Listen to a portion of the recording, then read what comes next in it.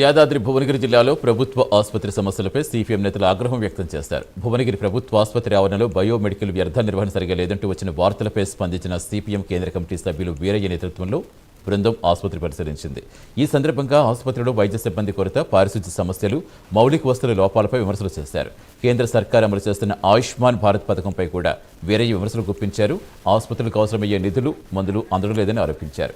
సమస్యలు వెంటనే పరిష్కరించకపోతే ఆందోళన చేపడతామని సిపిఎం నేతలు హెచ్చరించారు. మోడీ ప్రభుత్వం ఆయుష్మాన్ భారత్ పేరుతో మాయ చేస్తోంది. అక్కడి నుంచి నిధులు వచ్చేది లేదు, మందులు వచ్చేది లేదు. అదొక ప్రచార ఆర్భాటం తప్ప మరొకటి కాదు.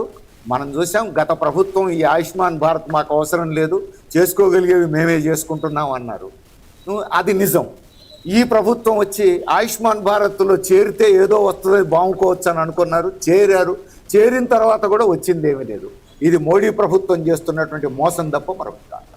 ప్రాథమిక ఆరోగ్య కేంద్రాల్లో ఉన్నటువంటి టెక్నీషియన్స్ని, 104లో ఉన్నటువంటి స్టాఫ్ను తీసుకొచ్చి ఇక్కడ పనిచేయిస్తున్నారు. ఇక్కడ స్టాఫ్ లేరని.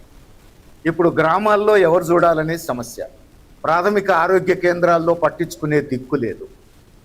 ఇప్పుడు గ్రామాల నుంచి ప్రతి ఒక్కళ్ళు చిన్న చిన్న టెస్టుల కోసం కూడా భువనగిరి రావాల్సిన పరిస్థితి. ఇక్కడ స్టాఫ్ సరిపోవట్లేదు. ఇదో ప్రాబ్లం.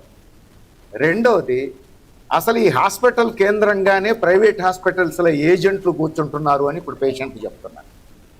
ఆ ఏజెంట్లు ఇక్కడ కూర్చొని సీరియస్ ఆరోగ్య సమస్య వచ్చిన పేషెంట్లు ఎవరెవరో చూసుకోవటం, వెంటనే బయట బేరం ఆడుకోవటం. ఇక్కడ సాధ్యం కాదంటారు కదండి, రండి మా హాస్పిటల్లో చేస్తాం అంటే ఒక గవర్నమెంట్ హాస్పిటల్లో ప్రైవేట్ హాస్పిటల్ ఏజెంట్స్ని ఎందుకు ఎంటర్టైన్ చేస్తున్నారనేది కూడా ఇప్పుడు ప్రభుత్వం సమాధానం చెప్పాల్సిన అవసరం ఉంది.